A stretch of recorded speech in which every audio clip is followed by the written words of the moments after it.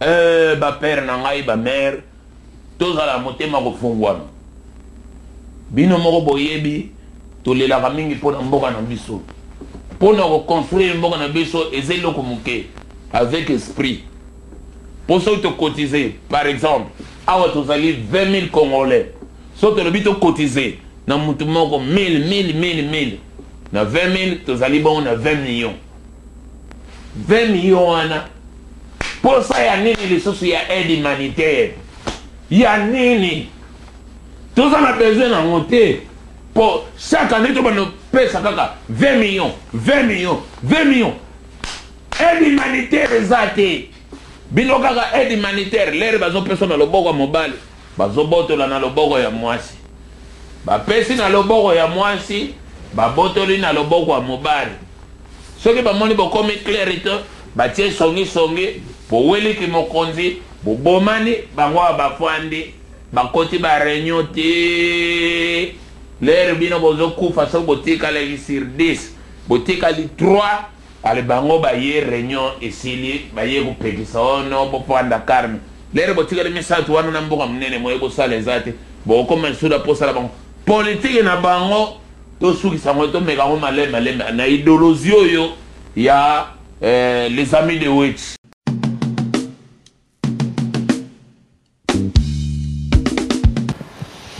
Je vous remercie de l'intérêt que vous portez au mouvement de libération du Congo. Effectivement, nous avons pris les armes il y a 4 ans, en 98, essentiellement parce que nous voulions vivre dans un pays où les droits et libertés fondamentaux étaient respectés, où tout le monde pouvait s'exprimer. Et l'attente suscitée par l'arrivée de la FDL était une attente extraordinaire. Malheureusement, tout le monde était déçu.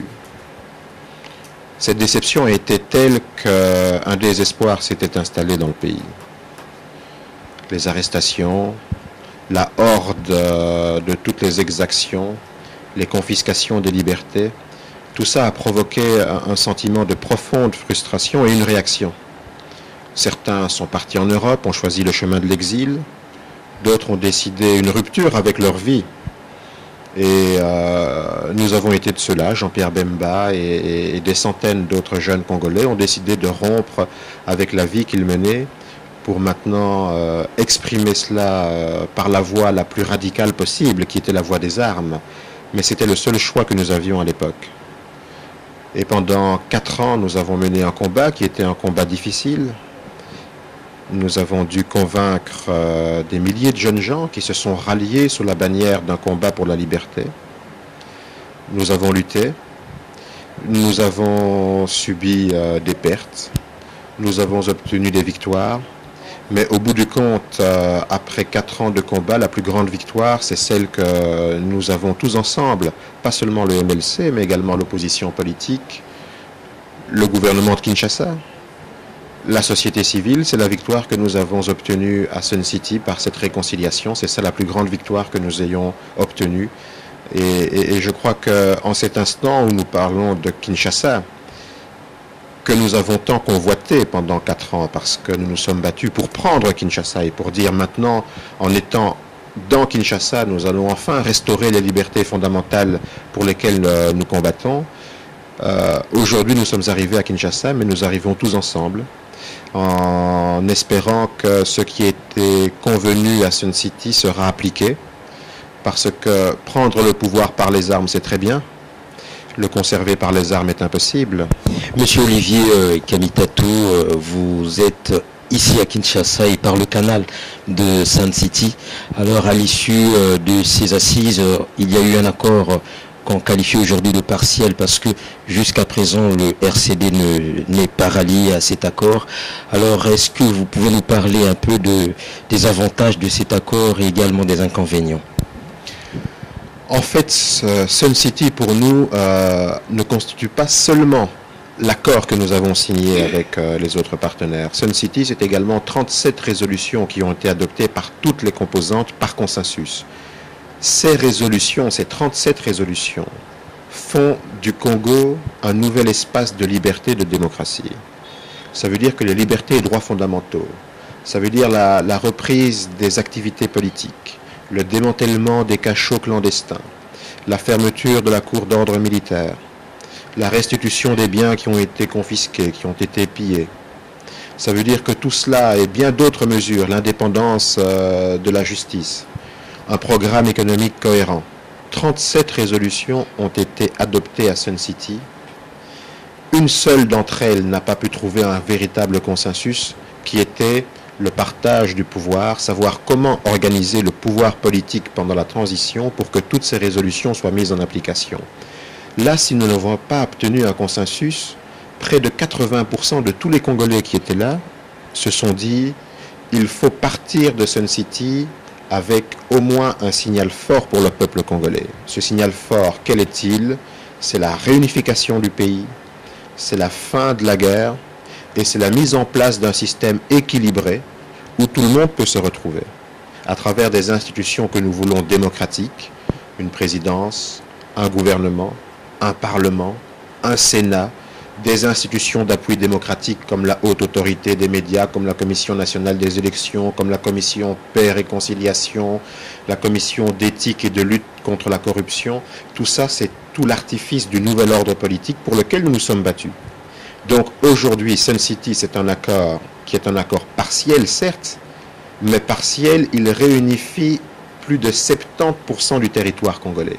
Mais juste avant cet accord entre le gouvernement et le MLC, il y avait ce qu'on appelait le plan Mbeki. Pourquoi avait-il été rejeté? Le plan Mbeki était un plan fait pour essayer de sauver les meubles. Parce qu'au bout de plus de 45 jours de dialogue, il n'y avait aucun résultat. La facilitation n'avait produit aucun travail susceptible de servir de base pour les Congolais, de base de consensus. Thabo Mbeki, le président Thabo Mbeki, a généreusement donné une piste. Cette piste, malheureusement, ne correspondait pas à la réalité du pays. Ce qui veut dire que nous souhaitions que les institutions mises en place par les Congolais ne souffrent d'aucun germe de conflit futur. Or, le plan Thabo Mbeki, pour généreux qu'il soit, parce que c'est un plan qui a essayé d'être le plus englobant possible, ce plan, en fait, n'était que la synthèse des ambitions personnelles de nombre d'acteurs politiques, sans pour autant donner une ligne claire. Et nous voyons tout de suite que dans ce plan, une réelle dispersion du pouvoir était incluse dans ce programme. Le président de la République, certes, était épargné. On mettait en place un conseil supérieur de la République où on retrouvait le président de la République, 2 vice-présidents, Adolphe Moussomba, Jean-Pierre Bemba, un premier ministre. Les 2 vice-présidents, l'un était chargé, celui issu du RCD, était chargé de la sécurité, de la défense, de l'intérieur, de la préparation des élections. Le 2e vice-président issu du MLC était chargé de l'économie et des finances. Donc là déjà il y avait un grand déséquilibre. Le Premier ministre, lui, avait tout un cabinet à diriger. Nous ne savions pas dans ce plan de qui dépendait le Premier ministre. Dépendait-il du président, des 2 vice-présidents? Les vice-présidents qui travaillaient avec des portefeuilles, devaient-ils rendre compte au Premier ministre? Tout ça, c'était très compliqué à mettre en place. Et cette complication pouvait susciter immédiatement la reprise d'un conflit. Entre-temps, les déséquilibres étaient très prononcés. Pouvait-on donner au RCD Goma la défense du pays, la sécurité du pays, les affaires intérieures, l'administration du territoire du pays, la préparation des élections du pays? Pouvait-on donner cela à un seul groupe qui aujourd'hui, pour des raisons qui lui appartiennent et qui sont mauvaises, a décidé de ne pas aller dans le sens de la réconciliation et de la paix? Donc on voyait tout de suite qu'il y avait des germes de conflit très graves dans le plan du président Thabo Mbeki. Néanmoins, le plan du président Thabo Mbeki avait quand même des points intéressants que nous avons repris dans l'accord de Sun City, notamment le fait d'un conseil supérieur de la défense.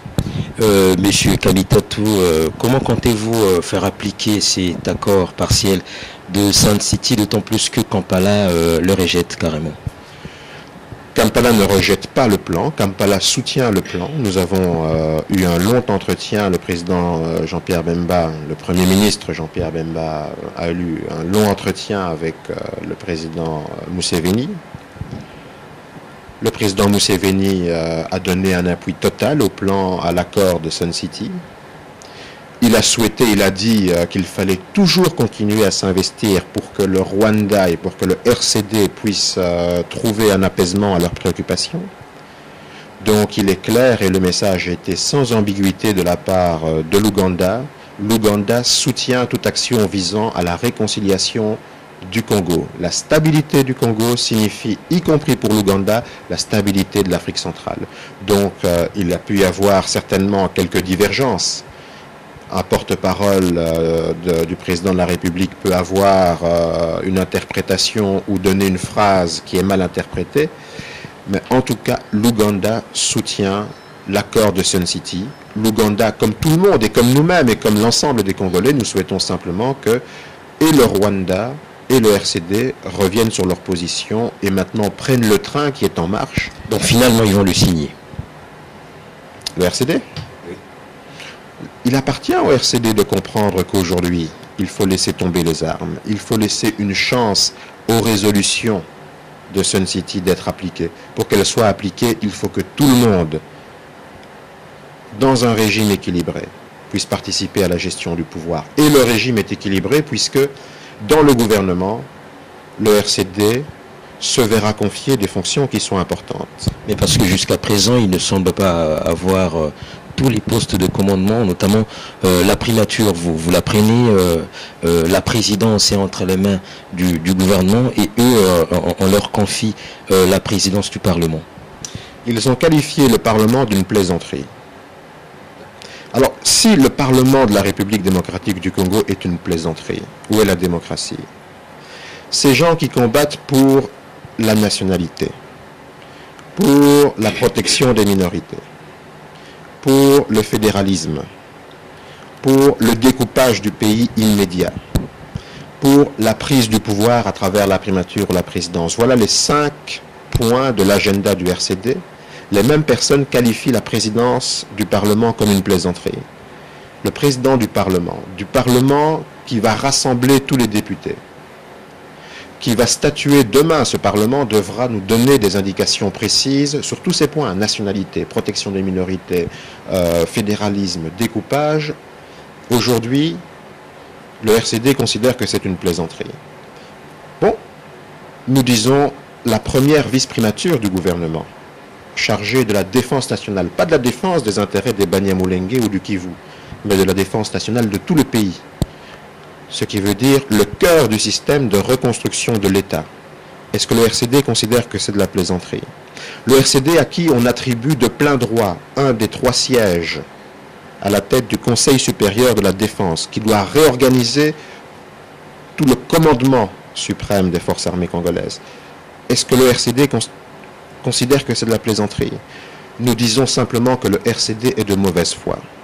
Le RCD souhaitait simplement, pour des questions d'ambition personnelle, pouvoir placer un de ses membres, un de ses délégués, soit à la tête de l'État, soit à la tête du gouvernement. Mais si, par exemple, le RCD campe sur sa position, est-ce qu'il n'y a pas de risque de voir, de vivre une certaine balkanisation du pays et peut-être une sécession de leur côté? Il n'y a aucun Congolais dans les 50 ou 60 millions de nos compatriotes, il n'y en a pas un seul qui souhaite la partition du pays. À Sun City, il n'y avait pas dans les 370 délégués un seul qui souhaitait la partition. J'ai dit à Azarias Rouberois et à mes frères du RCD, vous pouvez avoir 30% du territoire, vous pouvez avoir 50% du territoire, vous pouvez même avoir 80% du territoire national. Mais si les 100% des Congolais qui vivent dans vos 80% de territoire, parce que vous êtes fiers de dire « j'ai 50%, je vais maintenant les marchander contre le pouvoir à Kinshasa », si tous les habitants qui vivent chez vous souhaitent quitter chez vous pour venir chez nous respirer l'air de la liberté, alors vos 50%, vos 100% de territoire ne valent rien du tout. Ce que nous voulons, c'est un combat véritablement pour la dignité des Congolais.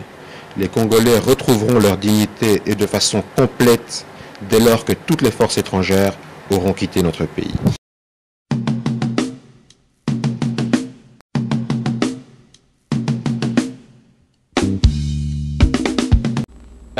Ba père na ngai ba mère tozala motema kofungwana bino moko boyebi tolelaka mingi mpona mboka na biso mpona koconstruire mboka na biso eza eloko moke avec esprit mpo soki tocotize par exemple awa tozali 20 000 congolais soki tolobi tocotize na mutu moko 1000 na 20 000 tozali bongo na 20 millions 20 millions wana posa ya nini lisusu ya aide humanitaire ya nini toza na besoin nango te po chaque année tobana pesa kaka 20 millions aide humanitaire eza te bino kaka aide humanitaire lere bazopesa na loboko ya mobali bazobotola na loboko ya mwasi bapesi na loboko ya mwasi babotoli na loboko ya mobali soki bamoni bokomi clair to batie songi boweliki mokonzi